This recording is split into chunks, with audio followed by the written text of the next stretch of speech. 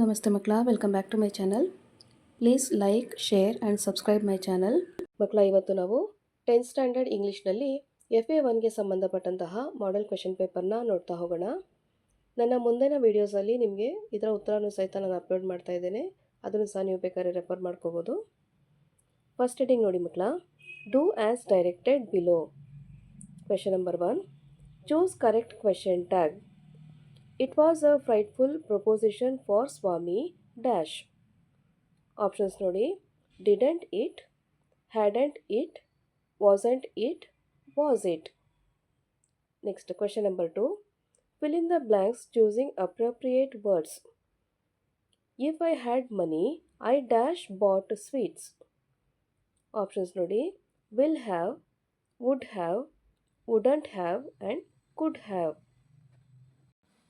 Next heading ನೋಡಿ, choose the correct infinitive. Baleshwar was trying to hold the blood-covered women. Options ನೋಡಿ, jammed, trying to, was trying and to hold.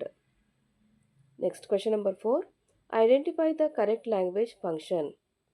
Baleshwar, how are you, Roma? Roma, feeling better now. Thank you for saving my life. I am grateful to you. Options ನೋಡಿ, request, sympathy, expressing gratitude and asking information. Next heading ನೋಡಿ ಮಕ್ಕಳ, answer the following question. Question number 5, students march was unusual. Why? Next heading, answer the following questions. Question number 6, how did Swami become hero overnight? Question number 7, how was grandma able to get her house built in a tree? Next heading ನೋಡಿ, answer the following extract. Question number 8, let's go and help her. He shouted. Who shouted like this? Who was her referred to? Why she needed help? Next heading ನೋಡಿ ಮಕ್ಕಳ, quote from memory.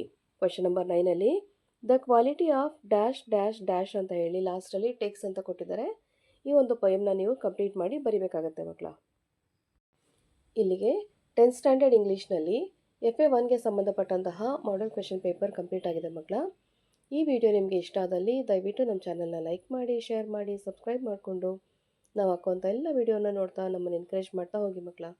Thank you for watching. Bye bye.